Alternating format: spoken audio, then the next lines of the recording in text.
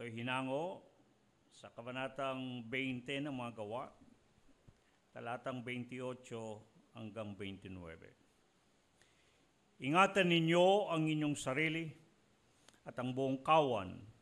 Sa kanila'y ginawa kayo ng Espiritu Santo ng mga obispo upang pakanin ninyo ang iglesia ng Panginoon na binili ng kanyang sariling dugo. Aking talastas na pag-alis ko ay magsisipasok sa inyo ang mga ganid na lobo na hindi magpapatawad sa kawan at magsisilitaw sa mga kasamaan din ninyo ang mga magsasalita ng mga bagay na masama upang magdala ng mga lagad sa kanilang hulihan. Dagdag nawa ng Panginoon ang kanyang pagbabasbas sa atin sa pagbabasa ng kanyang salita. Panginoon, kami narito na lubos ang aming kagalakan. Nagumapaw ang mga saro ng aming mga puso ng kagalakan nang dahil sa minsan pa'y ipinahintulot mo na kami ay malayang nakaparito sa dakong ito ng pagtitipon sa iyong pangalan upang minsan ay makatagpo ka pa namin, makasama ka namin, madama namin ang iyong presensya at higit sa lahat ay marinig namin ang iyong tinig na mangungusap sa amin. Iyong nawang igawad ang iyong pagbabasbas sa amin sa pakinig ng iyong salta sapagkat ikaw nagsabing higit na mapalad ang nakikinig at tumutupad sa mga ito. Iyong nga pong kasihan ng sandaling ito at sa pamagitan ng iyong Espiritu ay gabayan mo kami sa mga bagay na katotohanan na ibig mong sa aming malaman at maunawaan mula sa iyong mga salita. At ito po ang aming dalangin na binibigay namin sa iyo ang pagpapasalamat na minsan pa'y maupo sa iyong paanan. Piliin ang higit na mas mabuti para sa amin ang makinig ng iyong mga salita upang kami maging gaya ng mga tupa na dinirinig nila ang tinig ng kanilang pastor. Ito po ang aming dalangin. Amen at amen. Ating ipinagpapatuloy itong bahagi ng kasulatan na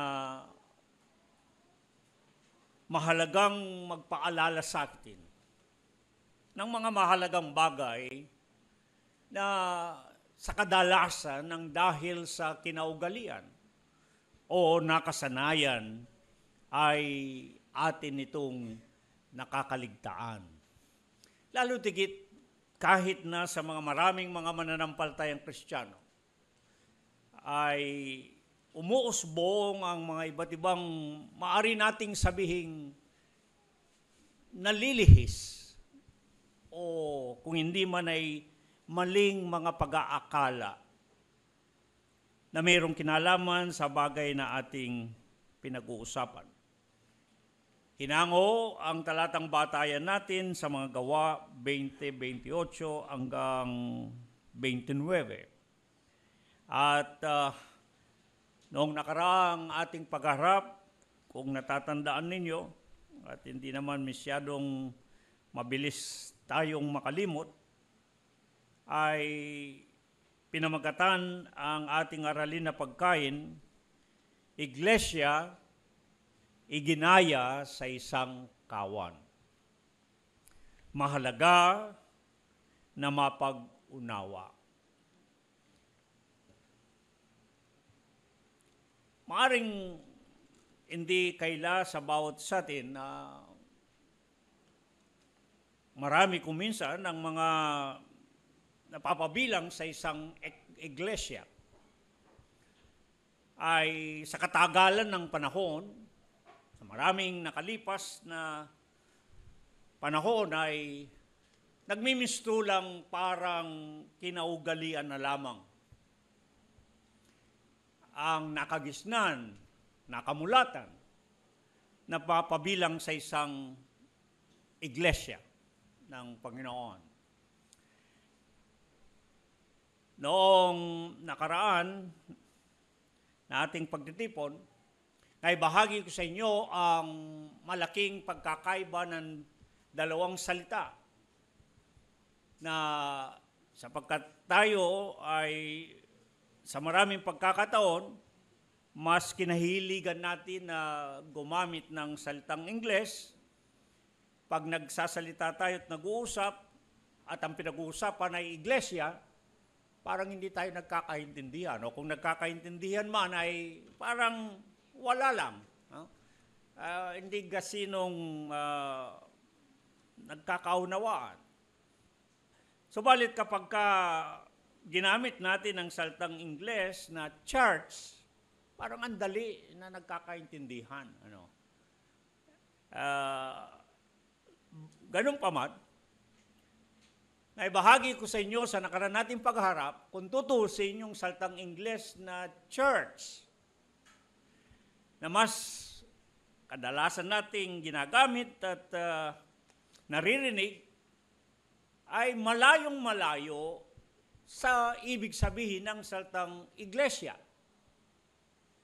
Ang salitang iglesia na nanggaling sa salitang Grego na ekklesia, isinalin naging Latin at Kastila, iglesia, at atin nang inako rin sa ating wikang sarili, iglesia.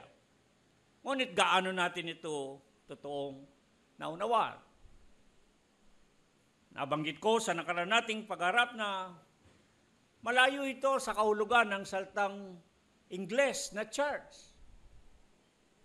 Sapagkat ang salitang Ingles na church galing sa matandang Ingles, lalo na sa Aleman na lengguwahe na Kirche, doon din ang galing yung salitang sa Ingles na circle o circus, at mas iniyog na ito ang salitang Ingles na church sa isang dakong pagtitipon. Kagaya ng isang bulwagan, sinisimbahan, na sambahan. Yun yung church. Ngunit kakaiba ang salitang ekklesia o iglesia na ating mababasa sa Biblia. Hindi siya church, kung tutusin. Sapagkat hindi siya church dahil ang ekklesia, ang salitang ekklesia o iglesia sa Biblia ay hindi ito dakong pagtitipon, kagaya nga ng church sa Ingles. Dapat ang salin talaga ng church ay simbahan o sambahan. Subalit, ang salitang ekklesia ay nangangahulugang taong nagkakatipon. Sabi nga sa mga eskwela ng mga bata, alin-alin ang naiba. Di ba? Madali ninyong makita ang pagkakaiba. Ang church sa Ingles, uli, ay isang dakong pagtitipon. Kagaya nitong bulwagan natin na pinagtitipunan, ito ay church, pero hindi ito ekklesia. Ang ekklesia ay yung mga taong nagkakatipon. Madaling dapat nating maunawaan yon at napakahalaga. Sapagkat doon sa tamang pagkaunawa nitong mga salitang ito, may tutuwid natin ang mga ilang bagay na hindi maganda kung tutusin na mamamalas sa mga mananampalatayang Kristiyano. Dahil, lalo na kapag ang pinag-uusapan na yung salitang ekklesia o iglesia, ay mapapansin natin na ito'y hindi masyadong binibigyan ng halaga. Kahit na ng mga masasabi nating mga mananampalatayang Kristiyano. Na para bagang ang pagkakabilang sa isang talipunan. Dahil sa wikang Grego o wikang Hebreo, ang katumbas ng salitang ekklesia ay kahal.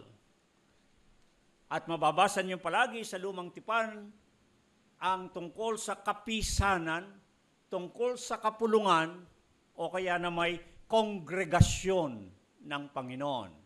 Yun yung mga taong nagkakatipon sa Panginoon, kongregasyon ng Panginoon, the Lord's congregation.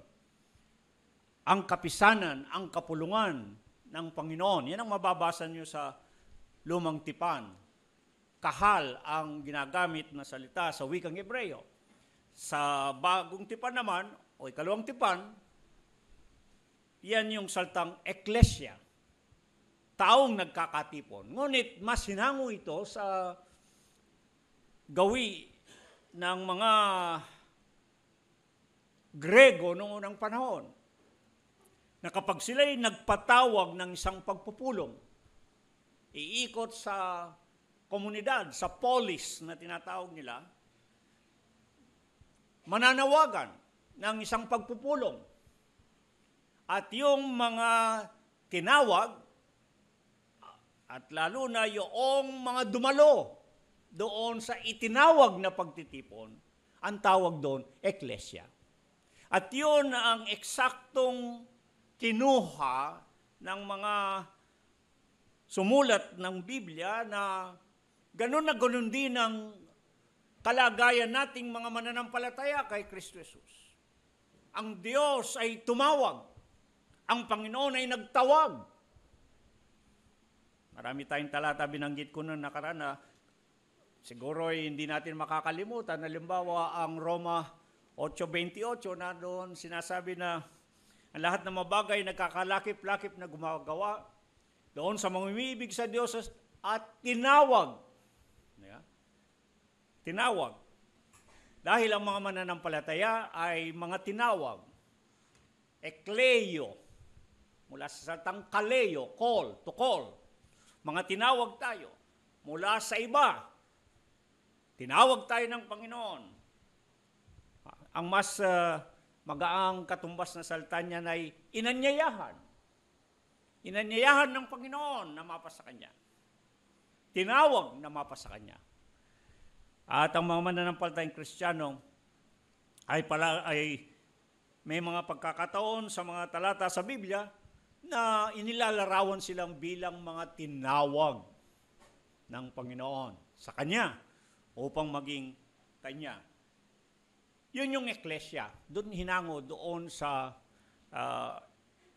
kaugalian o gawi o ginagawa ng mga Grego pag nagtawag at yung mga tumanggap ng pagkatawag, dumalo doon sa itinawag na pagtitipon, eklesia yon. Yon ang ibig sabihin ng saltang eklesia.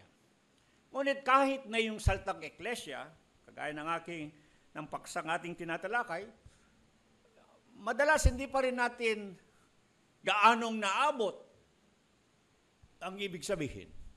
Kaya ang pinakamagandang paglalarawan, metafora, na maaaring ginuguhit sa ating pag-iisip upang magaan nating maunawaan kung ano itong eklesia, mapapansin natin sa unang tipan at ikalawang tipan, ginamit ang larawan ng isang kawan.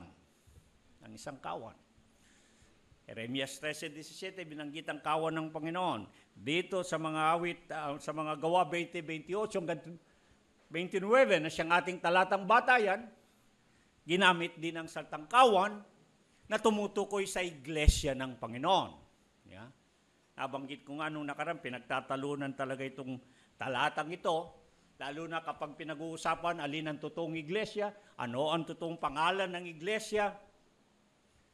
May mag-aangkin na iglesia ng Panginoon, may mag-aangkin na iglesia ni Kristo, may mag-aangkin na iglesia ng Diyos. At yan ay depende lamang sa pagkakasalin sa Biblia. At kung minsan, ang nagiging batayan ng pagtatalo-talo ay sapagkat ang sabi na binili niya ng kanyang sariling dugo. Kaya ang sabi ng mga mag-aangkin na iglesia yan ng Panginoon kasi siyang namatay. Lalo na ang iglesia ni Kristo. Sa versyon ng Biblia ng Lamsa, sabi nila, siyang namatay. Si Kristo dun sa krus. Di siya ang bumili. Ang sabi ng mga iba, hindi pwede ang iglesia ng Diyos yan kasi hindi naman namatay ang Diyos. Yung mga kung tutusin, walang kabuluhang mga pagtatalong yon. ay madaling pag-usapan kung maunawaan natin. At mas madali nating maunawaan na yung iglesia ng Panginoon, kagaya ng talatang binasa natin, nang sabi niya, pakaiingatan ninyo ang buong kawan, ang iglesia ng Panginoon, ang iglesia ni Kristo, ang iglesia ng Diyos, kung ano man salin ang gusto ninyo, ang tinutukoy, isang kawan. Kasi mas madaling ilarawan yung mga taong kinuha ng Panginoon, hiniwalay mula sa iba, at yan ay malaganap nating masusumpungan sa buong Biblia. Halos nilalaman ng kasulatan, kagaya ng ating mga nakaraan ng mga pag-uusap at paglalahad. Unang tipan, lumang tipan, palagi ang larawan na ginagamit ng Panginoon, maging ng Diyos, ay ang larawan ng pagiging isang pastor at yung mga kanya ay tinawag na mga tupa ng kanyang pastulan.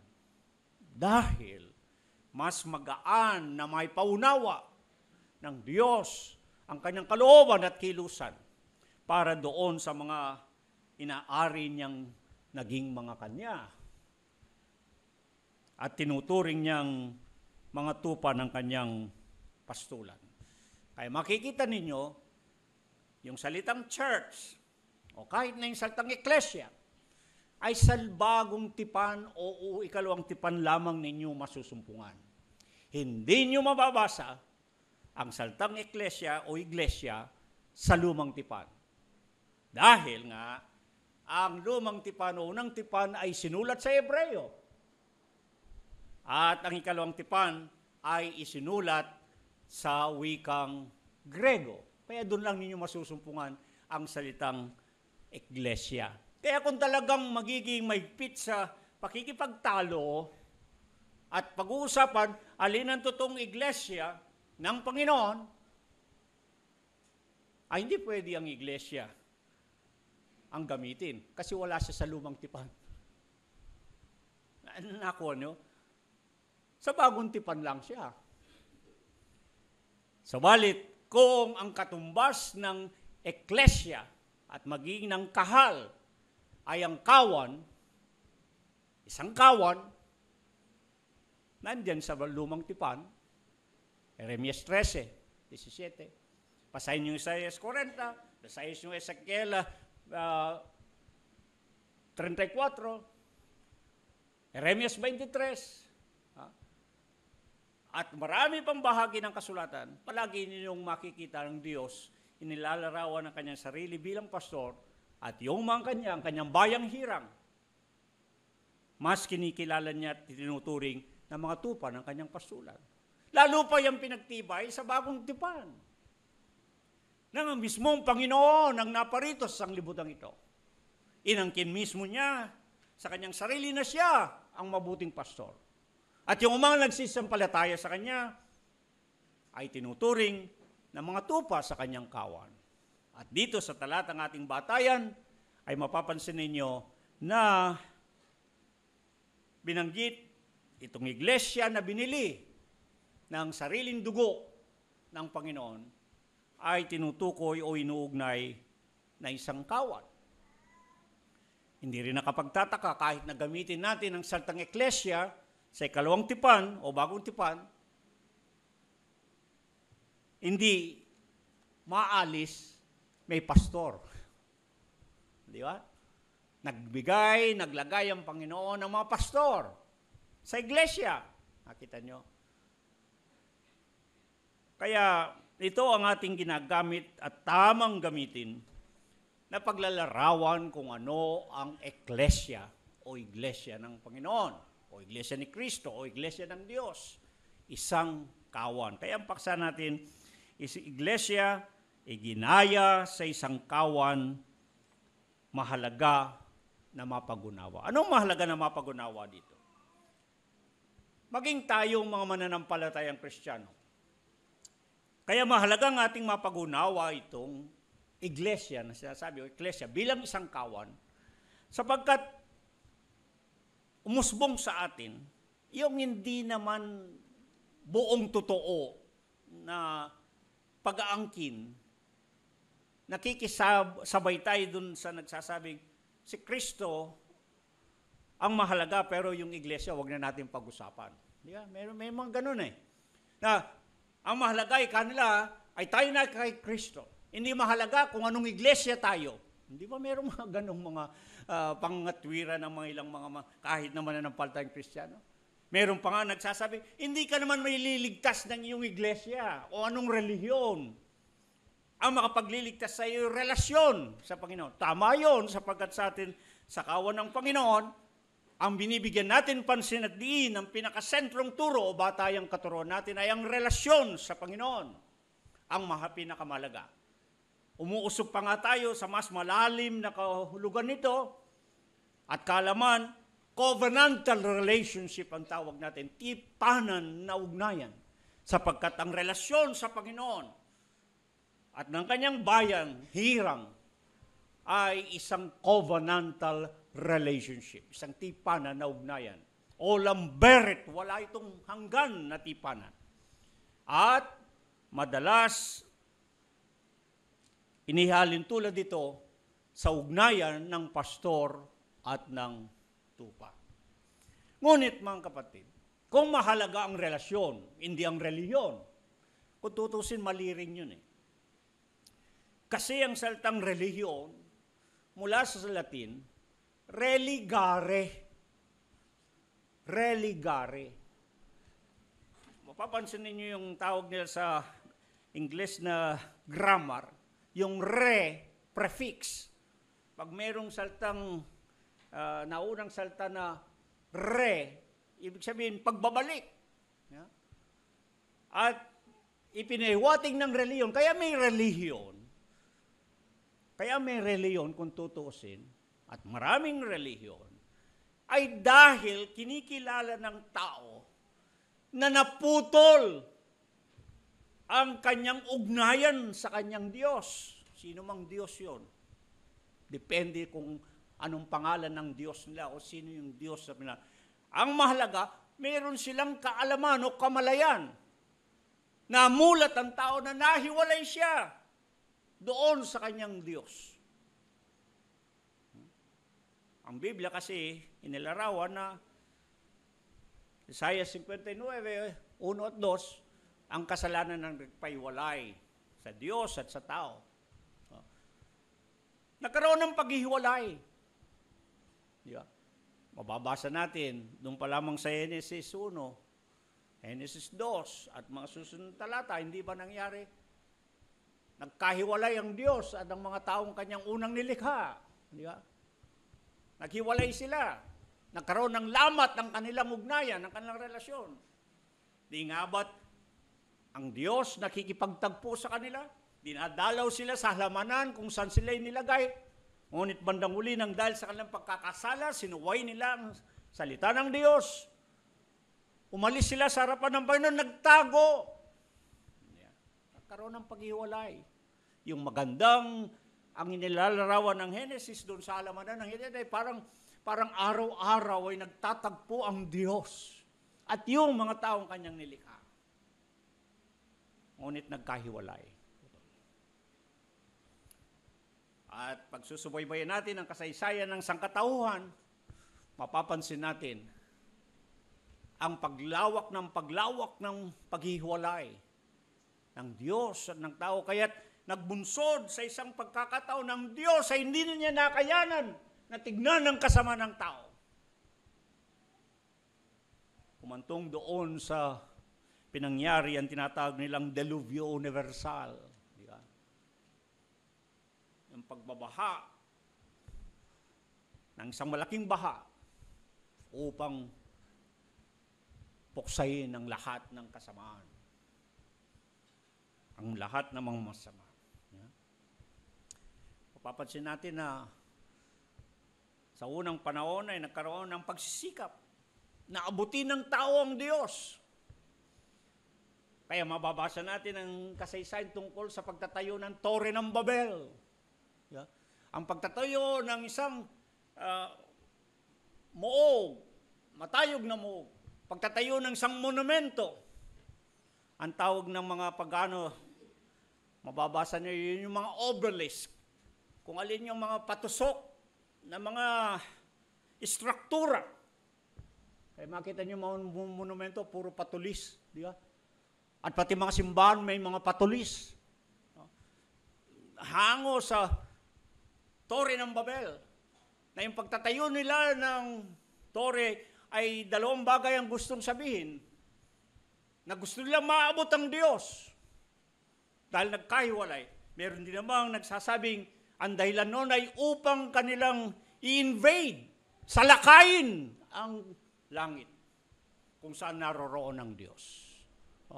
Depende sa pagsusuri kung anong talagang ibig sabihin ng mga tinatayong mga obelisk, yung mga strukturang patulis, kagaya ng mga monumento, at ng mga matutulis na struktura ng mga simbahan. At karamihan, mapapansin ninyo, sa mga simbahan may mga matutulis na mga struktura, hindi mga Kristiyanong iglesia, hindi mga Christian churches. Ang mas makikita niyo sa mga Christian churches, ayun, yung mga dakong sambahan, mga krus. Tama ba? Hindi patulis. Okay? Bueno, ang mahalaga, nagsisikap ang tao na abutin ng Diyos. Kaya may relihiyon, may religare, gumagawa sila ng hagdanan o naghahanap ng daan para makabalik sa Diyos. Yun yung relihiyon. Kaya sa ibang banda, relasyon din ang hinahanap. Kaya kung minsan, kailangan nating ituwid yung nasabi, hindi reliyon, kundi relasyon. Mga kapatid, may mali rin doon sa sinasabing yun. Dahil lang religare, reliyon, relasyon din. Dangat nga lamang ang malaking pagkakaiba ng relihiyong Kristyanismo. Baligtad, taliwas sa mga pumili kayo ng mga pinakalimang relihiyong malalaki sa buong mundo. Kung ilan man daang relihiyon, denominasyon, sekta ng pananampalataya. Ngunit kahit na sa mga limang malalaking relihiyon, o kahit na sa umugot na lang kayo ng 3 na magkakamag-anak na relihiyon, ang Judaismo, ang Mohedanismo o Islam, at Kristyanismo, magkakamag-anak yan. Dahil kay Abraham. Di ba? Ang Hudyo, nang dahil kay Isa, ama nila si Abraham, galing sila kay Isa. Sa Muslim, kay Ismael, na anak din ni Abraham, kapatid din ni Isaac, sa ama. Ay magkapatid sila. Ang Kristyanismo ay umusbong. Yeah. Sa Judaismo, nang dahil kay Kristo Jesus, nating Panginoon. Kaya magkakamag-anak yung 3 yan, kung tutuusin. Ang Judaismo, Mohedanismo o Islam, at ang Kristyanismo. At kumuha ka ng iba pang malalaking reliyon sa mundo bilang reliyon. Gumagawa ng paraan paano maabot ang Diyos, makabalik sa Diyos. Mayroong isang reliyon na kinakailangan kang sundan mo yung parang ritual o seremonya. Halimbawa yung pagsasala, yung pananalangin ng oras na ganito at oras na ganito, kailangan huminto ka. Kahit saan ka. Kaya makita ninyo yung ating mga kababayang mga Muslim, pag dumating yung sala, hinto sila. Kung nasa gitna sila ng kalsada, hinto sila, dapa sila. Hindi nila iisipin kung masasagasaan sila. Kung anong ginagawa nila, bitawan nila. Kung nagnenegosyo, sara nila yan. Manalangin muna. Magdasal muna. Kailangan kasi, ayon sa kanilang reliyon, yun ang sundin mo. Na mahigpit mong sundin. At yung paglilimos. At pag nasunod mo yon, yan. Sa lengguwahe ng Kristiyano, ay meron kang relasyon sa Diyos, nakabalik ka sa Diyos, at makakarating ka sa Diyos, sa langit. Mayroong reliyon na para maabot mo yung tinatawag lang nirvana na katumbas ng langit na natin sa ating salita ay dadaan ka sa proseso na kailangan maging mabait ka o kaya hindi ka dapat maging masama. Kundi ikaw ay kung mamatay ka, maaari ka munang dumaan sa ibang nilikha o nilalang. Maaari ka maging aso muna, maging pusa o kung anumang hayop hanggang sa paikot-ikot, yung tinatawag ng reincarnation, hanggang makarating ka na sa nirvana o langit. Meron naman na parang meron silang hagdanan. Natutuntong ka, susundin mo, nasa unang baitang ka. Sunod, ikalawang baitang. Sunod, ikatlong baitang. At pagkatapos, makarating ka sa kinaroroonan ng Diyos. Meron pang isang katawa-tawa, kumabasa na yun The Comedy of Dante sa literatura, di ba? Na inilarawan ng langit na parang bundok. O inilangit ang impyerno na parang imbudo, na pagka ikaw ay pumasok doon sa imbudo, yung impyerno, ay wala ka nang tuloy-tuloy ka na lulusong doon. Hindi ka na makakalabas. At may nimbentong purgatorio na parang bundok, na nandun muna pansamantala ka pag namatay ka, magdarasal ka, magbabayad ka, at kung kailan lumalakas, dumadami ang iyong pagbabatas, biglang yayanig na malakas ang bundok at sa dami na nang naibayad mo at naipanala, baka biglang malakas ang paglindol ng bundok, bigla ka nang titilapon sa langit. Marami kayong mababasa ng iba't ibang mga istorya ng mga reliyon, denominasyon at sekta ng pananampalataya. Nakakatawa, maaaring totoo, maaaring di totoo. Napakarami niyan. Ngunit ang kakaiba sa pananampalatayang Kristiyano, hindi ang tao ang gumagawa ng paraan upang maabot ang Diyos.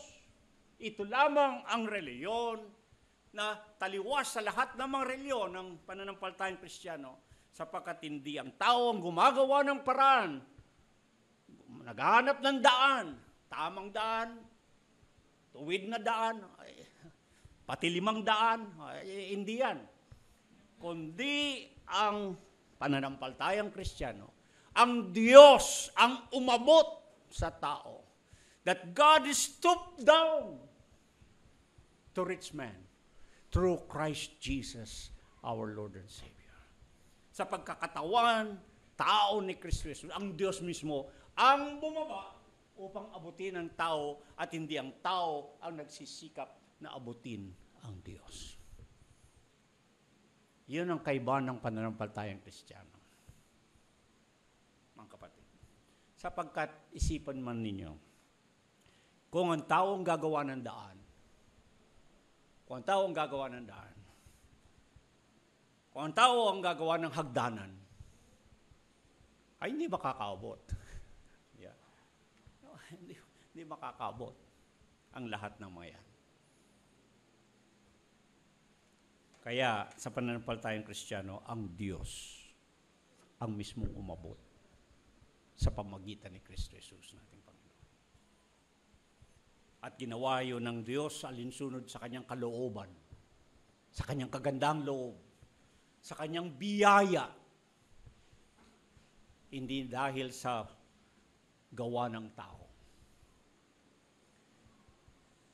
Kaya ang isang bagay na kapuna-puna, kaya natin pinag-aaralan ito.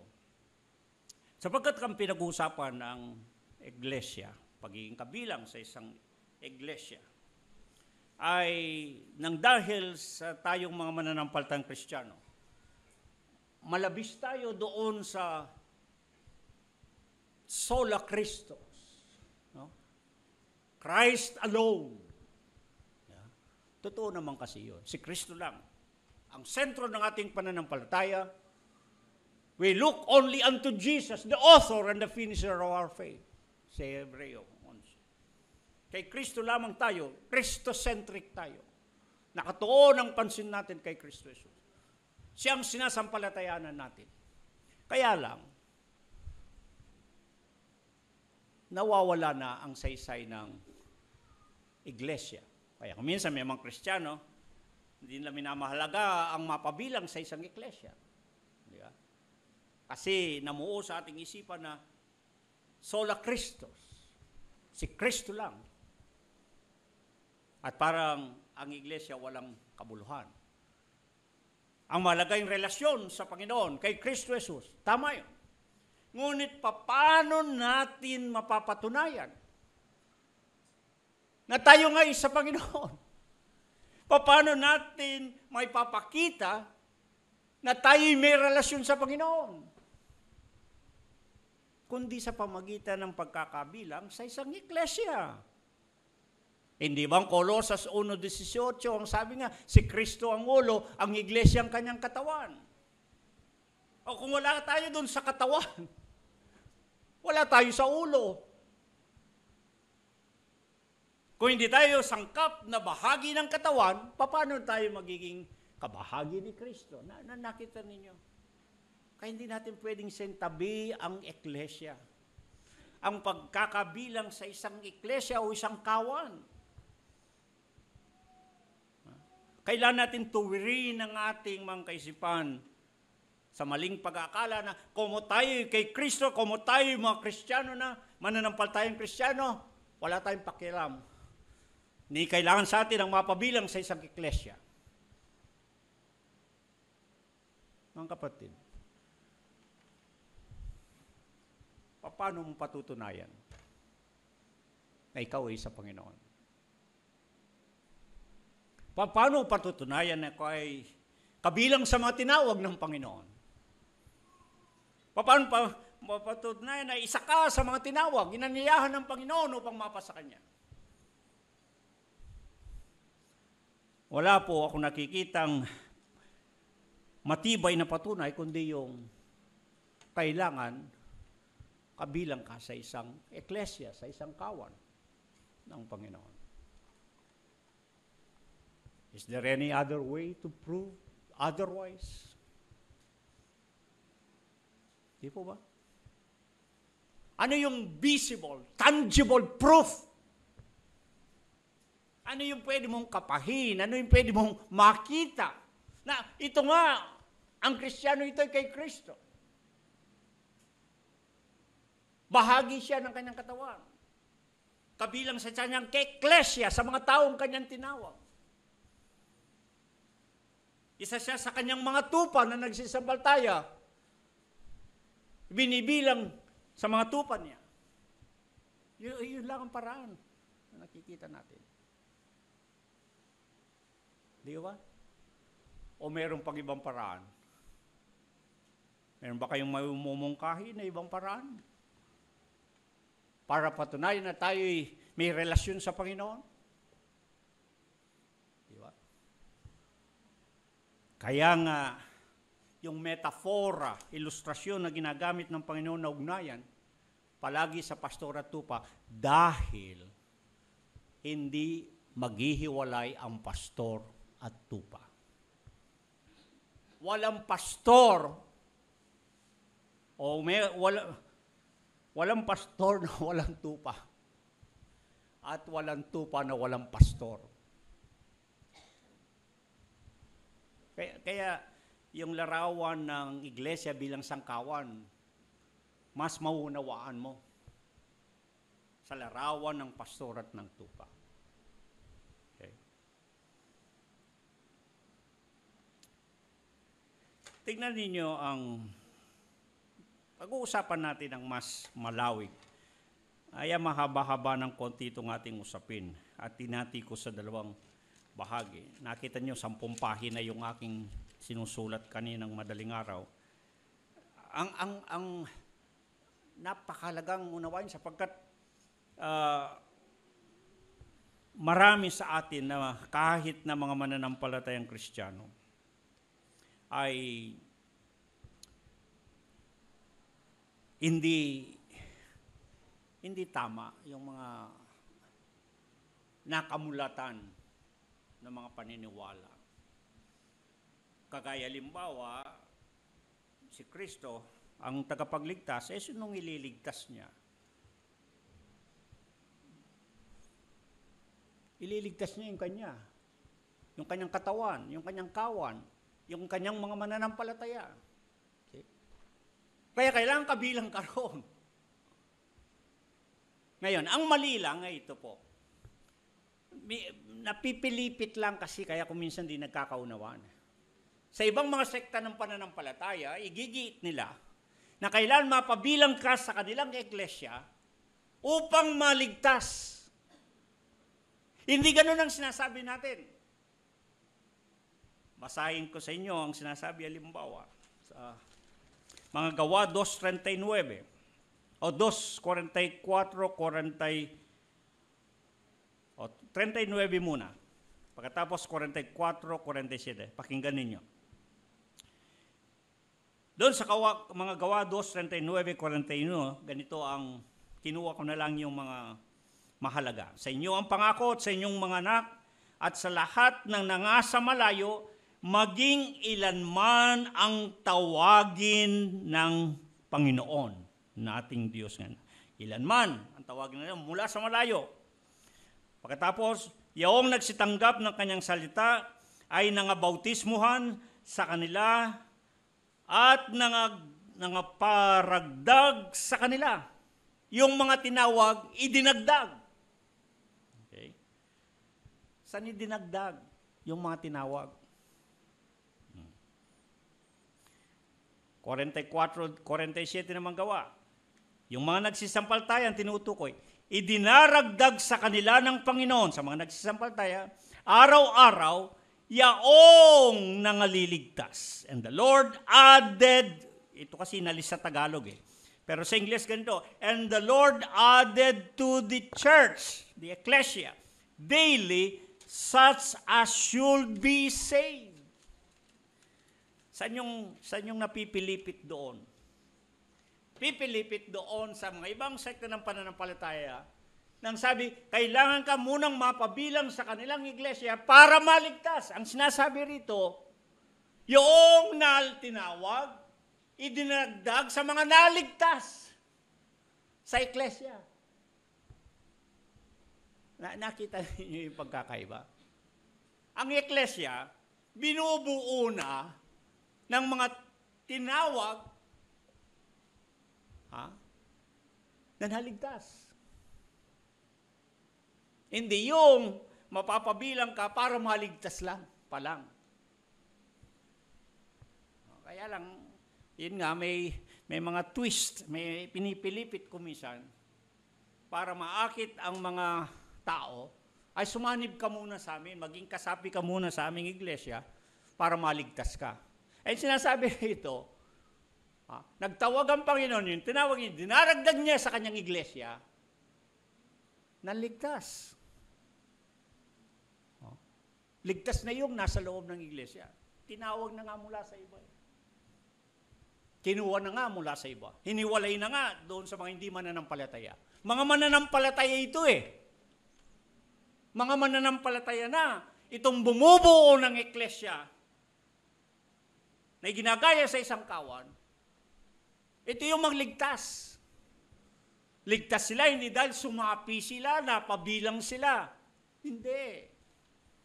Tapos na yung pagkakaligtas. Idinagdag na sila doon sa mga tinawag. Alam niyo po, kagaya sa atin, sa kawan ng Panginoon, hindi tayo, mapapansin ninyo, hindi tayo mahigpit. Hindi tayo mahigpit na sinasabi natin at inaangkin lamang natin, parang meron tayong monopolya na tinatawag. Hindi natin inaangkin na tayo lang ang ligtas, hindi natin sinasabing tayo lang ang kawan ng Panginoon. Hindi. At hindi tayo mahigpit na binabayaan natin ang mga napapabilang sa kawan kung saan nyo gustong dumalo, saan kayo gustong pumunta. Ang pinapaalala lang natin ay saan kayo tinawag ng Panginoon, meron kayo, gamitin natin ang Ingles para mas maunawan, meron kayong home church. Meron kayong talagang kinabibilangan na eklesya. Kasi may mga itinutuwid din tayo rito at ito po nakakalungkot. Pag yung itinuturo ng mga pastor nila, pag halimbawa ang isang mananampalataya, napunta sa isang eklesya, at doon nakikinig ng mga aral, mga salita ng Diyos, ididikit nila ngayon, iugnay nila yung pagkakaloob. Na doon sila dapat magikapu, doon sila dapat magkaloob, kasi ang dahilan ng sabi nila, kung saan ka raw kumakain, doon ka magbabayad. Tingnan yung katwirang yon. Ang aking paalala, mga kapatid, yung binabayaran nyo, restaurant yon, hindi nyo bahay, may home kayo. Di ba? Payahin na ako nagbabayad kayo doon dahil kayo'y nakikinig doon. Restaurant yon, hindi yun ang bahay nyo, may home church kayo. May sarili kayong kinabibilang kung saan kayo tinawag na idinagdag ng Panginoon. Kaisipin nyo, saan kayo nang tinawag kayo ng Panginoon, saan kayo idinagdag?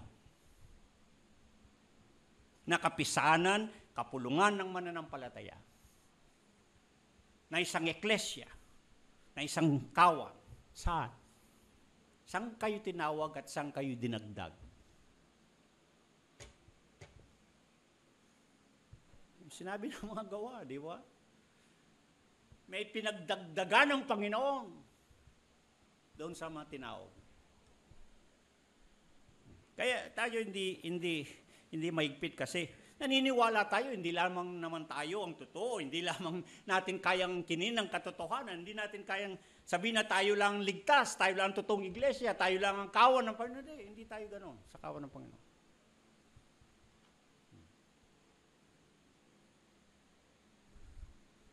Ngunit,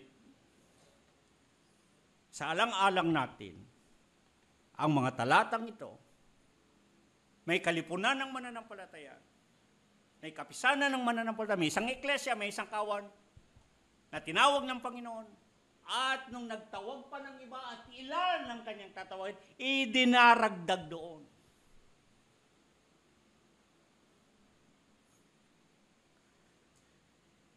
Kaya sa Teoloya, may tinatawag silang universal church at local church sa Biblia. Na ibig sabihin ng universal church, yun yung eklesya ng Panginoon sa buong sanglibutan. Wala yung hindi pinag-uusapan yung boundary, yung building. Basta lahat ng mananampalataya sa anumang wika, anumang bansa, lahat yan, basta ng mananampalataya kay Kristo, kabilang yan sa kanyang buong kawan, sa buong eklesya niya. Ngunit, meron din kayong mababasa sa Biblia, may local church. Kasi, paano mo may lalarawan sa isip mo na ikaw ay may relasyon sa Panginoon, na ikaw ay bahagi ng kanyang katawan, na siya ang ulo, na ikaw ay kasama doon sa mga tinawag niya at tinipon niyang maging kanya bilang isang eklesya, na ikaw ay isa sa mga mananampalatang kinikilala niya mga tupa sa kanyang kawan, na saka dinagdag. Na makakapaban ninyo? Hindi. Kaya mayroong local church, mayroong eklesya na kagaya natin ngayon, doon ka tinawag at doon kayo dinagdag ng Panginoon. Alam mo kung saan ka. At iyong mararanasan, mapapatunayan sa sarili mo na ikaw ay kabahagi ng sangkap at sangkap ng katawan ni Kristo, na ikaw ay miyembro ng kanyang iglesia, kasali sa kanyang mga tinawag, dahil mayroon kang kinabibilangang isang eklesial na lokal o nasa isang lugar. Kaya yung mga sulat ni Apostol Pablo, mababanggit niya yung iglesia sa Corinto, iglesia sa Colosas, iglesia sa Efeso, iglesia. Sa aklat ng mga Apokalipsis, nandiyan ang 7 iglesia, Smyrna, Ephesus, Pergamos, Thyatira. Yeah. May mga tinukoy na mga iglesyang kinabibilangan ng mga mananampalataya. kung saan sila tinawag at kung saan sila idinaragdag.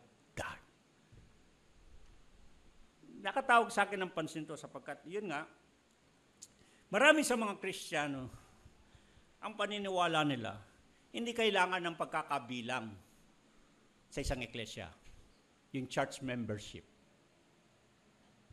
Dito, makikita natin dito sa gawa, mayroong church membership Kung gagamitin natin yung salitang Ingles na ang talagang kahulugan ay mayroong isang iglesia, kalipunan ng mga mananampalataya, na doon idinaragdag ng Panginoon. Hindi ka naman dinagdag doon sa Saudi Arabia, wala ka doon. Hindi ka dinagdag doon sa Amerika, wala ka doon. Yeah. Hindi kayo dinagdag sa Qatar, wala ka ron. Pwede pa sa Katarungan. Bagong baryo. Mga kapatid, kaya kailangan nating ayusin yung ang ating mga isipan. Ituwid natin kasi dahil nga doon sa nahihila tayo. Doon sa mga kaisipan na kung tutusin natin, hindi sumasang-ayon sa sinasabi ng talata. Kaya nga, pag sinabi yung ekles, pag ginamit tulad ng sabi ko, pag ginagamit yung salitang church, at yung church nga ay dakong pagtitipunan, yun ang mas matingkad sa isipan ng isang mananampalatayang Kristiyano. Kaya kung saan pumupunta, kasi ang tingin nila, yun ang church, yun ang church, yun ang church, yun ang church. Hindi, ang iglesia yung kung saan nagkakatipon. Yung mga nagtitipon sa Panginoon. Subalit, wag nating kaligtaan, mayroong pinagdaragdagan. See? Nang tawagin ka ng Panginoon, saan kay dinagdag?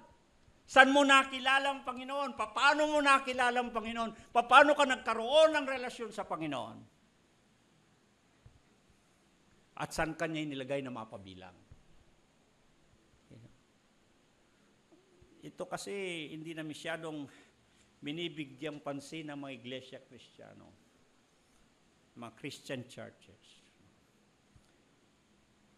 Ngunit makita natin, napakalaga. Lalo na, kung itong eklesia ay inilarawan sa isang kawan, kagaya ng ating talatang batayan, lalo itong magpapatingkad na mahalaga ang kabilang ka sa isang kawan dahil sa larawang yon, walang isang tupa na hiwalay sa kanyang pastor, walang isang tupa na gumagala na malayo sa isang kumpol, isang kawan ng mga tupa. Walang ganon. Walang ganon. Okay. Ang tupang wala sa isang kawan, ang tawag ng Biblia, Unang Pedro 2:25, naliligaw. Lucas 15, nawawala. Okay. Sa Jeremias 23, gala. Walang ganon. Kaya nga mga kapatid, ng mga pinakaibig sa Panginoon, kung yung larawan, metafora ng pastor at tupa, isang kawan, ang larawan ng isang iglesia, mas maunawaan natin kung bakit mahalaga sa atin na tayo ay kabilang kasama sa isang eklesia. Dahil nga, walang tupa na hiwalay sa mga kapwa-tupa. Merong hiwalay, kambing. Ang kambing, mabubuhay siya. Alin ang gusto nyo, kambing kayo o mga tupa? Yeah. Kung bakit sa mga tupa tayo tulad ng Panginoon, ginayang mga mananampalataya, ginayang mga kanya sapagkat gustong ipaabot ng Panginoon na di paunawa ang kalagayan ng isang mananampalataya ayong hindi siya mabubuhay kung wala siya sa kanyang pastor at hindi siya kabilang sa kanyang kawan. Wala nang maliwanag pa ron. Kung yun ang ating uunawain. Pero pag gagamitin kasi natin ng salitang English na church, ecclesia, ay nagkalabo-labo na. Yung maliwanag, lumabo. Di ba? Kaya tama ang sinasabi. Sabi ng ating talatang batayan, ingatan ninyo ang buong kawan na ginawa kayo ng Espiritu Santo. Isipin nyo, malaki ang kinalaman ng Espiritu Santo sa pagkakabuo ng isang kawan. Ang Espiritu Santo mismo binanggit. Kasi kung bumalik nga kayo, ang ating batayan ay Manggawa 20. Kabanatang 20 na. Pag bumalik kayo sa kabanatang 2, di ba nanawag ang Espiritu Santo doon sa mga nagkakatipon na mga mananampalataya? Na doon ay dinaragdag ng Panginoon sa mga nagkatipon na yon nang bumaba ang Espiritu Santo. Kaya di pagdating sa 20, binanggit pa rin ng Espiritu Santo. Napakalaking bahagi ng banal na Espiritu sa pagkakabuo ng Eklesia. Sa pagkakatipon ng mga tinawag sa Panginoon. Kaya, paano natin babaliwalahin yun? Mga kapatid, ang Espiritu Santo ang tinukoy.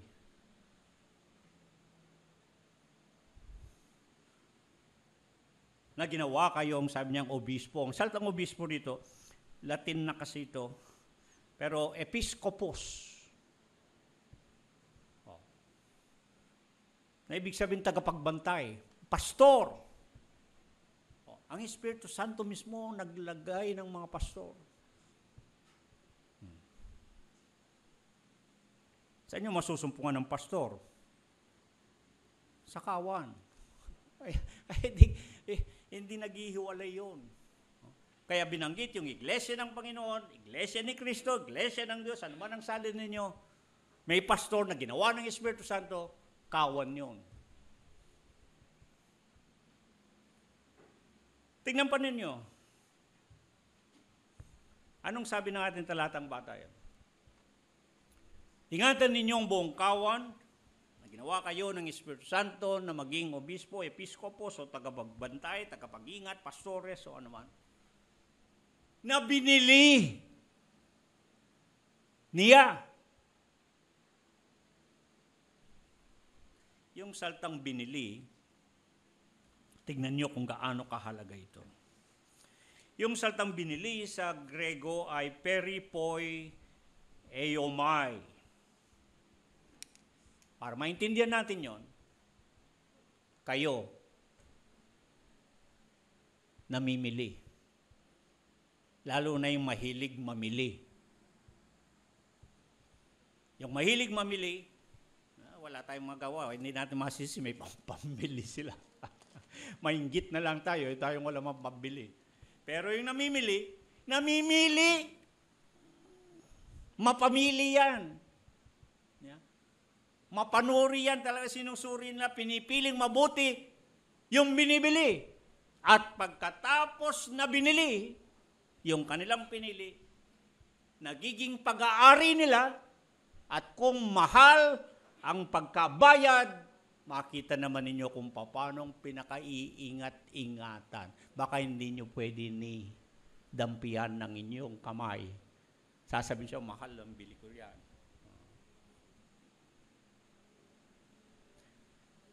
Ang ibig sabihin nito, yung mga mananampalataya na bumubuo ng Eklesia ng Panginoon, binili niya.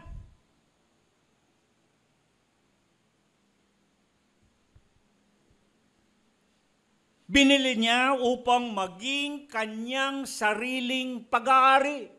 Di ba pag binili niyo isang bagay, inyo? At yan, pinatutuhanan ng mga ilang pangtalata sa Biblia. Tingnan ninyo, unang Korinto 6:19-20, hindi kayo sa inyong sarili sapagkat kayo'y binili sa halaga. Unang Pedro 1:18-19, tinubos kayo hindi sa pamagitan ng mga bagay na nasisira, kagaya ng ginto at pilak, kundi tinubos kayo ng mahalagang dugo upang kayo maging laing hirang bansang pag-aaring sarili. Itong mga dati ay mga tupang nangaliligaw, nangabalik sa pastor ng kanilang kaluluwa. Sabi diyan sa 2:25, binili. Kaya ba naguli 5:2-4, tinukoy na sila ang kawan ng Diyos. Efeso 1:7, anong sabi diyan? Sa Kanya meron tayong katubusan sa pamagitan ng Kanyang dugo, nakapatawaran sa ating mga kasalanan ayon sa kayamanan ng Kanyang biyaya. Pagkatapos sabi doon sa kabanatang 13:14 na mula nang kayo'y nagsampalataya, tinatakan kayo ng Espiritu Santo na siyang patotoo. Ano yung pagtatatak na yon? Esparagizo. Sa Grego, ibig sabihin, binigyan kayo ng tatak, pag-aari ko kayo. Hindi ba lahat ng bagay, mga produkto, merong stamp, merong selyo, may tatak. Makikilala mo kung anong produkto yon dahil dun sa tatak. At yung nagtatak nun, yun ang may-ari. Kaya yung pagbili sa atin ng Panginoon, sinelyuhan pa niya, tinatakan pa niya, minarkahan pa niya, na kayo'y akin, pag-aari ko kayo, binili ko kayo eh. Yun ang tatak ng Panginoon. Sa Apokalipsis, makikita nyo magtatatak uli ang Diyos. Kasi kaya magtatatak uli ang Diyos, dahil ang Antikristo, nagtatak din ng kanya. Kanya-kanyang tatak. Kanino kayo? Anong tatak mayroon kayo? Sinong nagmamayari sa inyo? Hanggang sa'y katutubos ng sariling pag-aari ng Diyos.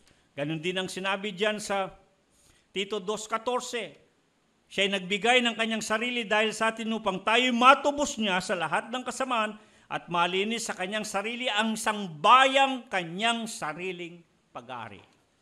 Ngayon, anong nakikita natin doon? Kung ang Eklesia ay binili ng Panginoon upang maging Kanya, ang mga mananampalatay, tinubos niya, binayaran niya. Ay, ayaw niyong maging kabilang sa isang Eklesia. Niwawalang halaga ninyong pagkakabilang sa isang Eklesia. Maangkin ba ninyong kasali kayo doon sa mga binili? Doon sa Efesong ginamit na saltay, until the redemption of the purchased possession. So yung Eklesia, yung mga taong bumubuo ng Eklesia, kagaya ng isang kawan, purchased possession yan, binili yang pag-aari. Ngayon, kung niwawalang halaga natin ang pagkakabilang sa isang Eklesia, gusto ba ninyo hindi kayo kasali sa mga binili?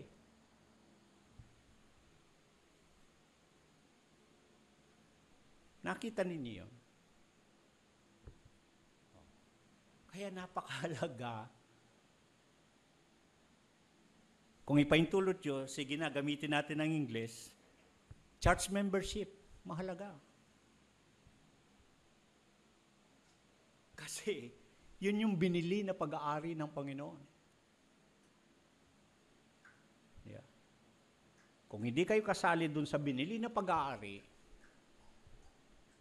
o saan kayo?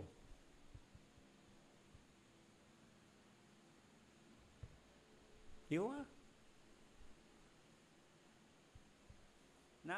Hindi kailangan maging malalim kung tutusin.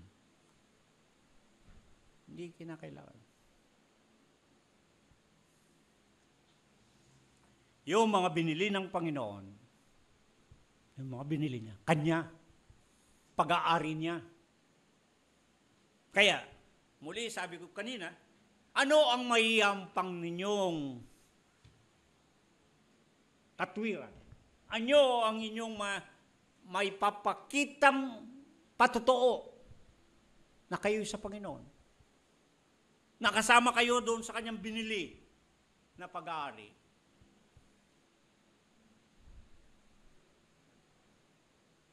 Ang nakikita ko, yung kabilang ka sa isang eklesya ng Panginoon.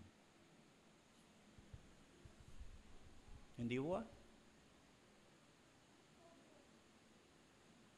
Hindi ka mangangapa na ako nga bait sa Panginoon.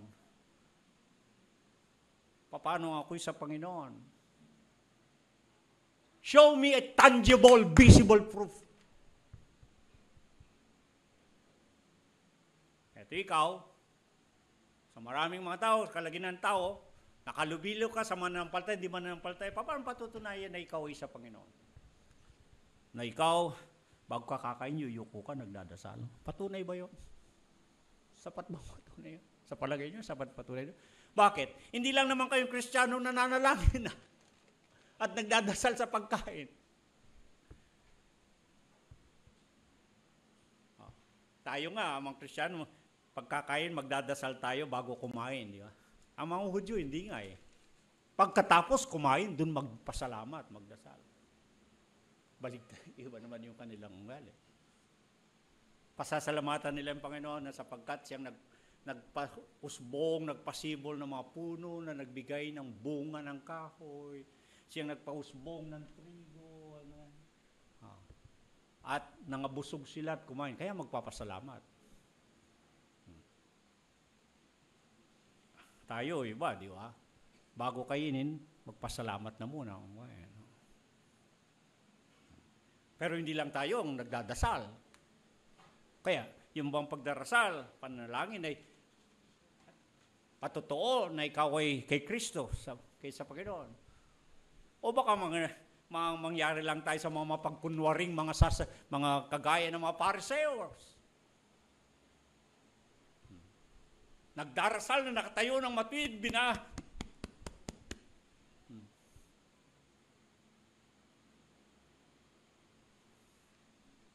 binubugbog nila yung kanilang dibdib, pakitang tao na ako Panginoon.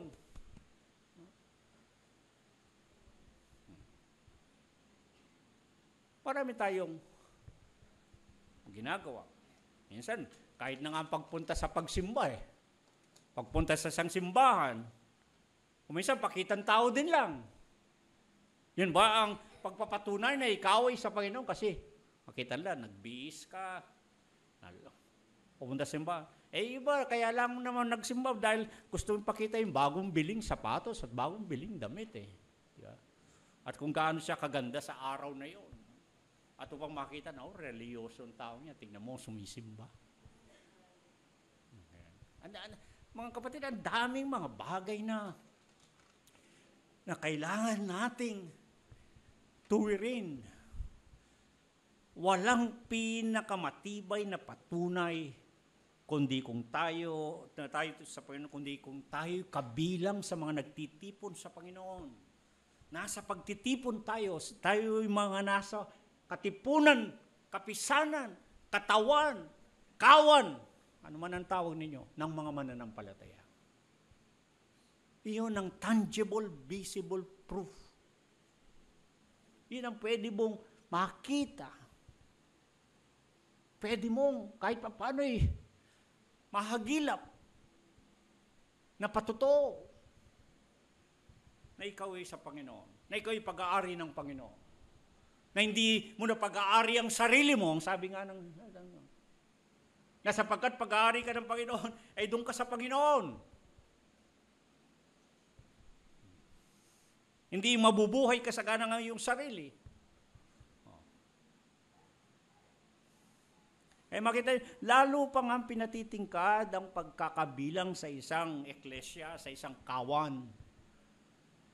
Dahil hindi mo na pag-aari ang sarili mo. Pag-aari ka nung bumili sa iyo. Tignan pa ninyo. At ang aking dalangin ay maituwid tayo sa mga nalilihis na mga isipan.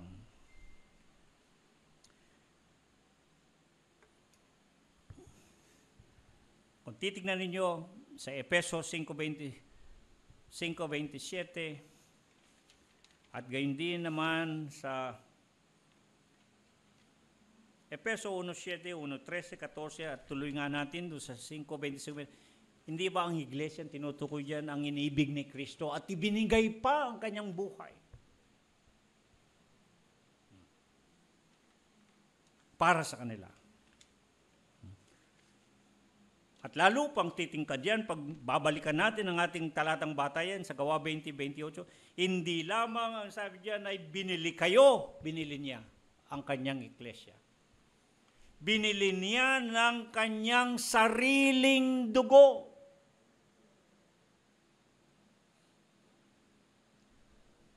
Hindi pinambayad sa pambili ay ginto o pilak. Alam niyo itong larawang ito, pinaliwanag ni Apostol Pablo. Diyan sa Galacia, pinaliwanag niya sa Galacia 3:13 at Galacia 4:5. Hinangon niya yung larawan ng mga alipin noong unang panahon.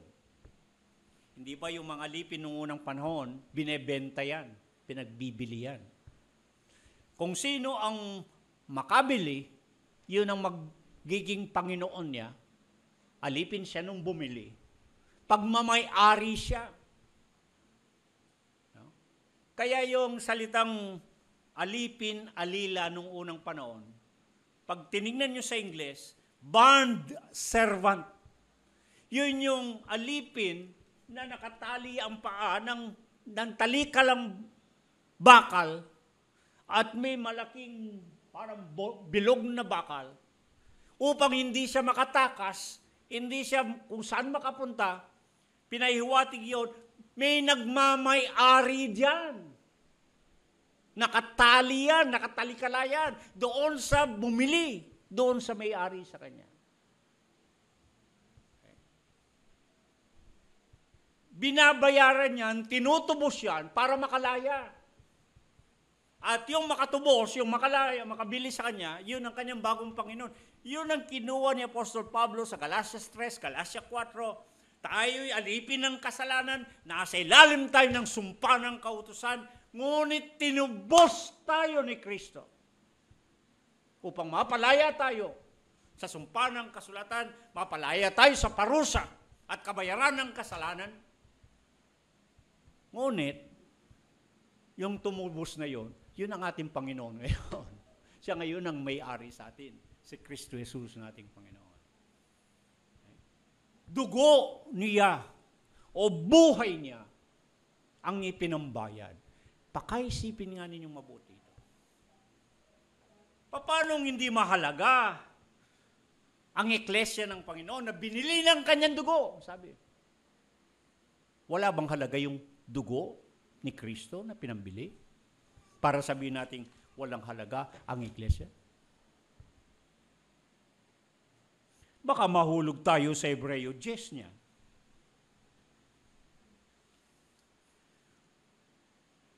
Anong sinabi ng Hebreo 10, 25 hanggang 30? Kapag sinasadya ng pagkakasala, pero bago yun, ito, nagbago yung aking kaninang pinakahuling talata ito kaninang madaling araw na biglang sumagi sa isipan ko. Nag-umpisa yan sa talatang 25, hindi ba? Yung Hebreo 10. Huwag ninyong kaligtaan.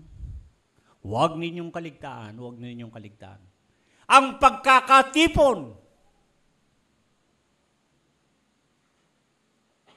Huwag ninyong kaligtaan ang pagkakatipon na ginagawa na at tinuugali ng iba, diretso nyo, na sinasadya ang pagkakasala.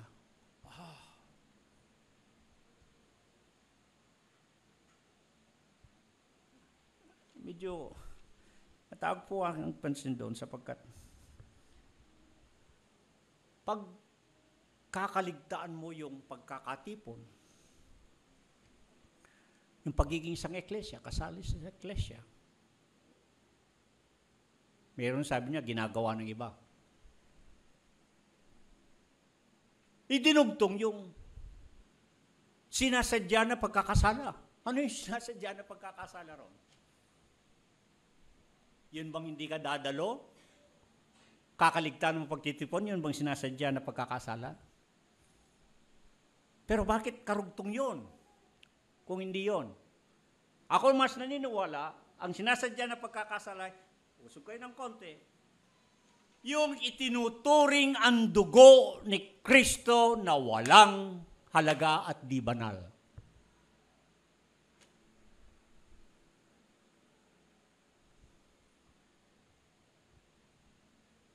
Na parang bagang ang dugo ni Kristo parang dugo ng hayop. Kasi yung dugo ng hayop yun, yung pinantutubos nung una. Di ba? Ang kasalanan. Ngunit ang pinag-usapan ngayon dito sa Hebreo, dugo ni Kristo, pag binawalang bahala mo yon, sinasadya mo ng pagkakasala dahil wala nang hahayin pa. Hindi na pwedeng ihayin pa siya, hindi pwedeng ipako mo siya muli sa krus. Minsan at magpakailan pa man na nagbayad na siya, tumubos na siya, inialay ang kanyang buhay, sariling dugo niya. Ano kinalaman mo sa pagtitipon? Yung dugo na yon. Balik ka sa mga Gawa 20:28. Tinubos ng kanyang sariling dugo ang Iglesia. Mga kapatid, kung ang Iglesia, ang kapisanan, kapulungan ng mananampalataya, isang kawan ng mananampalataya, buhay ni Kristo ang inialay, dugo niyang ibinayad, bakit walang halaga sa iyong Iglesia? Nakita niyo? Hindi ka ba nagkakasala kaya no? Pagantingin natin, ay pwede namang hindi, pwede namang oo. Pwede namang maging miyembro ko ng isang church, pwede namang hindi, pwede namang akong dumalo kung saan-saan, kung gusto.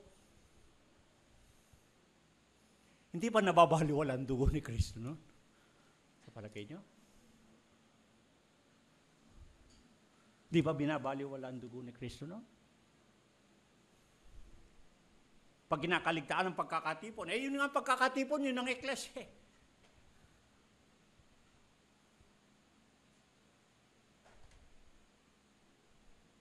Na yung mga nagkakatipon na nila, tinubos niya, binili niya, buhay niya, inialay, sariling dugo ang ibinayad. Pagkatapos ayaw mo makipagtipon, ayaw mo makasama, ayaw mong dumalo, ayaw mo doon sa di ba binabaliwala mong dugo ni Kristo, no? Isipin nyo, ako po, aminin ko sa inyo, bigla akong natulala kaninang madaling araw, 4:00. Kakatakot to.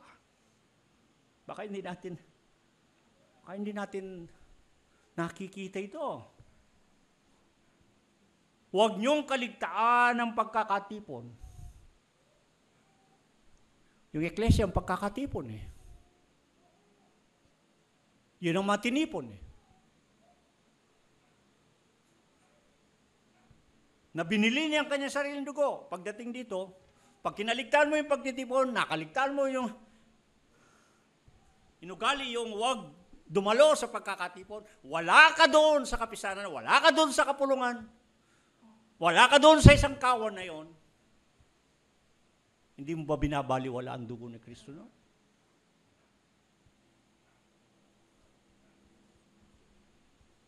Hindi po ba?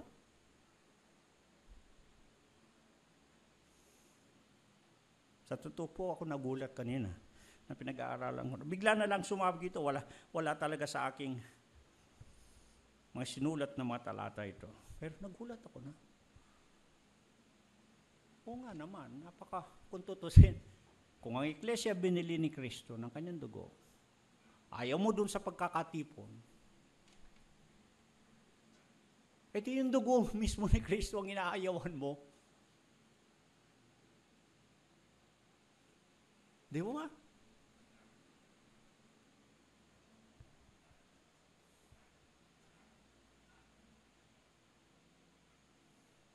At ang sinasabi niyang Hebreo 10 niya, 25-29, kung yung magkasala kay Moses, sa kautusan ni Moses. Wala yun. Kung gagamitin kong salitang kalye, sinabi ng Biblia, wala yun. Ngunit yung nagbabaliwala sa dugo ni Kristo, niwawalang halaga ang dugo ni Kristo, tinuturing na hindi banal, ibig sabihin parang pangkaraniwan dugo lang ang dugo ni Kristo. Yung Kristo na yan ay walang pagkakaiba sa kanino man, ay mahigpit na parusa, ang sabi, ang naghihintay sa kanila, sapagkat ang sabi, ako ang Panginoon, sa akin ang paghihiganti. Ang bigat po nun. At ang tawag diyan ay sinasadya na pagkakasala. Ibig sabihin, alam mo mahalaga ang dugo ni Kristo. Alam mo ng dugo ni Kristo ang pinantubos. Ngayon, kung binabaliwala mo yon, sinasadya mo na lang. Alam mo magkakasala. Mga pinakaibig kong kapatid,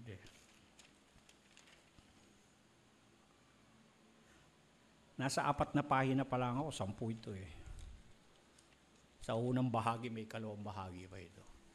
Ano kung kailan kasi, tulad ng sabi ko, kung kailan na inuulit-ulit natin ang isang talatang batayan, ang dami pang lumilitaw na napakalagang bagay. At ang aking dalangin na hindi man natin pamatapos ito sa ngayon, ay maunawaan na natin ang mga bagay na kinakailangan nating malaman. Kung bakit hindi natin kailangan o hindi natin maaring baliwalahin ang pagkakabilang sa isang eklesya. Yung tayo'y nasa kalipunan, kapisanan, sa isang kawan ng mga mananampalataya. Kung bakit hindi natin maaring pawalan yun ng halaga, ay sapagkat si Kristo mismo, inibig niya, tayong lahat ng mga mananampalataya. At hindi lamang inibig, inialay pa ang kanyang buhay.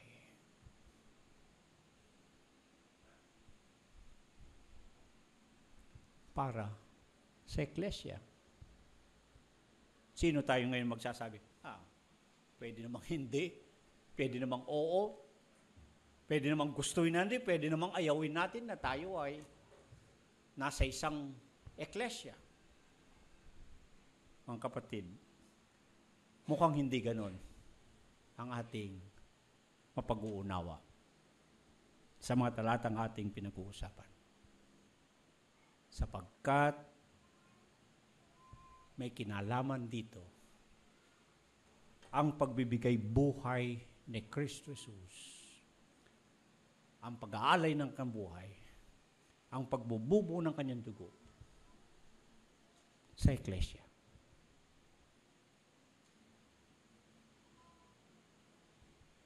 Ang aking dalangin, tulungan nawa tayo ng Panginoon na pahalagaan natin, bigyan natin ng halaga ang pagkakabilang sa isang eklesya. Paintulot ninyo sa Ingles, church membership, na kailang kabilang ka sa isang kapisanan, sa isang kalipunan, sa isang katawan, sa isang kawan, ano man ang sabihin nyo, na pag-aari ng Panginoon, tinubos ng Panginoon. At doon lamang natin, kahit na hindi natin patunayan sa iba, mga pinakaibig naman, kahit na sarili lang natin, may papadama natin, mapapatunayan natin, kahit na ating sarili lang, ako'y sa Panginoon. may relasyon ako sa Panginoon. Kasi bahagi ako ng kanyang katawan. Isa ako sa kanyang mga tupa, sa kanyang kawan. Kabilang ako sa mga tinawag sa kanyang iglesia.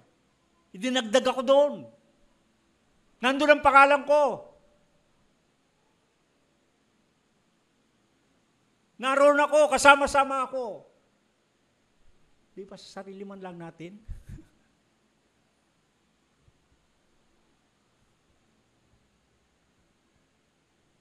Madarama natin yun. Dahil yun lang, makikita natin ang isang matibay na patunay na tayo'y sa Panginoon. Pag hindi po ganoon, anong pagkakaiba ng isang mananampalataya doon sa walang pananampalataya? Yeah. Ibinukod nga ng Panginoon ang mga kanya mula doon sa iba. Tinawag niya, hoy, ali kayo, huwag kayo dyan, dito kayo, akin kayo. Kinailangan binayaran ko kayo. Binili ko kayo. Akin kayo, dito kayo sa akin.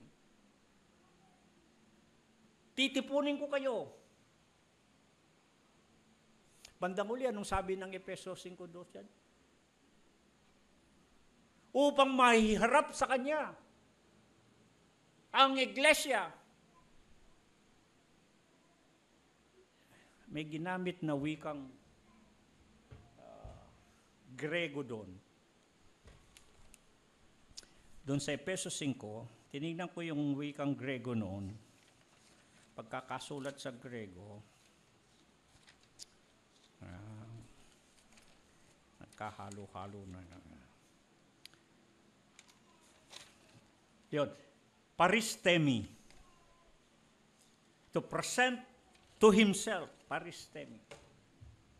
Para sa simple, payak na salta, upang makasama. Sino ang iharap ng Panginoon sa Kanya? Sino ang Kanyang makakasama? Ang Kanyang eklesia. Yan sinabi ni Efesos 5. Kung wala ka sa eklesia, hindi ka kabilang sa isang eklesia, wala ka sa Kanyang kawan, wala ka sa Kanyang kapulungan, wala ka sa kapisanan ng mananampalataya, saan ka? Hindi ka makakasama ng Panginoon. Yun ang Kanyang gustong makasama. Yun ang Kanyang ipipresenta sa Kanyang harap, paristemi. Sa ibang salta, ang ibig sabihin, to stand beside, ang paristemi.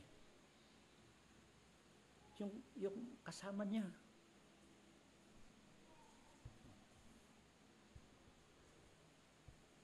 Kaya doon ko nakita, mga kapatid, na talagang napakahalaga ang kabilang ka sa isang eklesia ng Panginoon.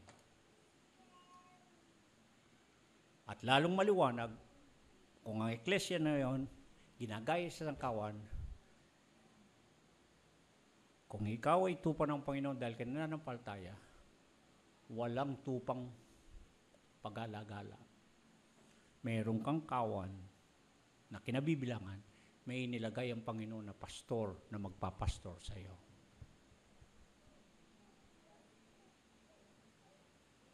Hindi pa ba maliwanag yun? Doon ka tinawag, doon kay dinagdag. The Lord added you unto it. Gusto mo divide. Minus. Baka mas magkakaintindihan tayo sa iglesia. Doon kayo dinagdag ng Panginoon, gusto mo humiwalay. Gusto mo mabawas ka roon. Mukhang salungat ka. Kaya nga, yung sinabi ng Panginoon sa 1 John 16, kinakailangan, ang sabi niya. Meron ako yung mga tupa na hindi sa kulungan ito. Kinakailangan, days. Sa wikang Grego. Ibig sabihin, walang ibang paraan. Kailangan, sabi ng Panginoon, na sila'y maging isang kawan at magkaroon ng isang pastor. Biro mo, yun sinabi ng Panginoon, yun ang kailangan, para sa iyo naman, hindi mo kailangan. Hindi ka ba taliwas noon? Sa kalooban ng Panginoon? Sa kilusan ng Panginoon?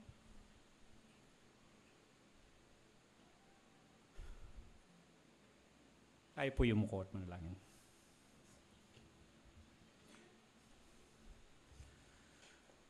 Panginoon, kami po ay nagpapasalamat sa sandali ng pamamahayag ng iyong mga salita upang kami mapagpaliwanagan.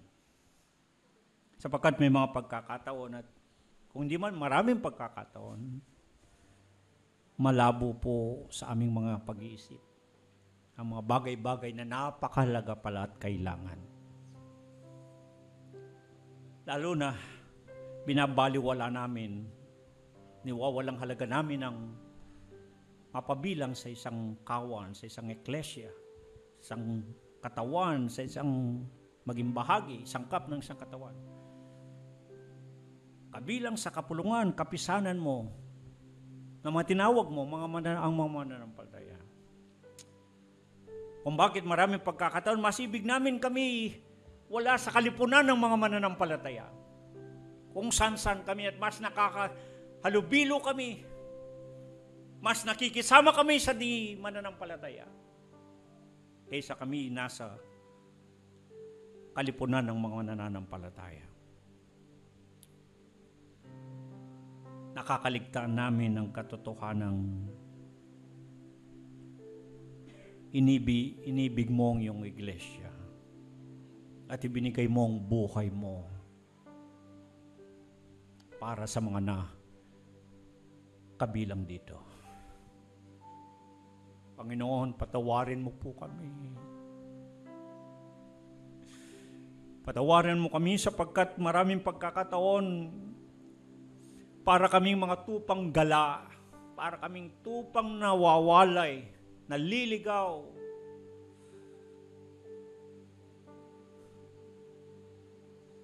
Imbes na kami dapat pinagpapastulan sa isang kawan mo.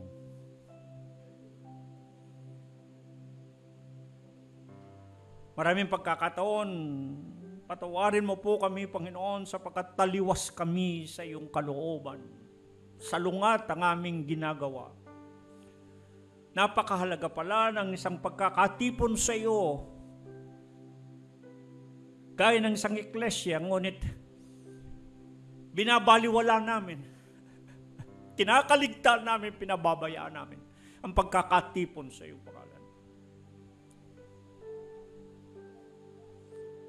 Mas minamahalaga namin ang mga ibang bagay, ang mga ibang pinagkakabalahan, ang mga ibang kinalilibangan, ang ibang kinaaliwan, kaysa sa pagtitipon sa iyo.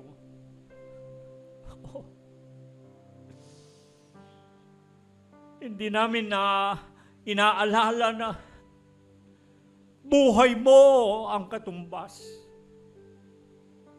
Dugo mo na napakamahal ang ibinayad para sa iyong eklesya.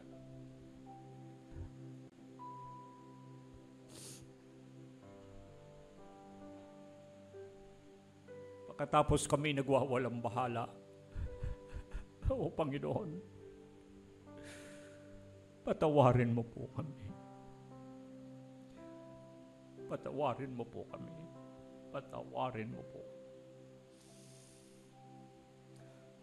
Napakahalaga sa iyo ang iyong eklesya. Dapat din maging mahalaga sa amin. Dapat nga kami magpasalamat sapagkat tinawag mo kami at dinagdag mo kami. Doon sa mga naging iyo, sa iyong mga pag-aari.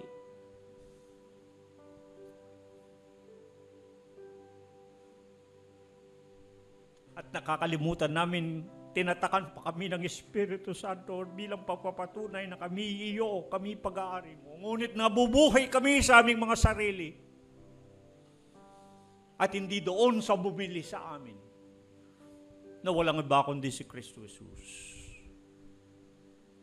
Nabubuhay kami parang kami ang may-ari ng aming mga sarili. Gagawin namin ang aming gusto. Pupunta kami kung saan ang aming magiging lakarin. Sinusunod namin ang aming gusto. Sinusunod namin ang aming layaw. Mas iniibig namin gawin ang aming mga sariling kalooban kaysa sa iyo. Patawarin mo po kami, Panginoon. Patawarin mo po kami.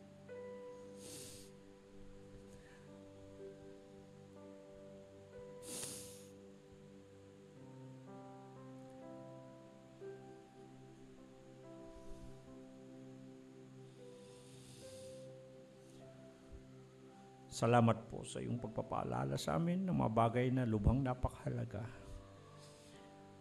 upang kami makaayon sa iyong kalooban at kilusan mo sa buhay namin.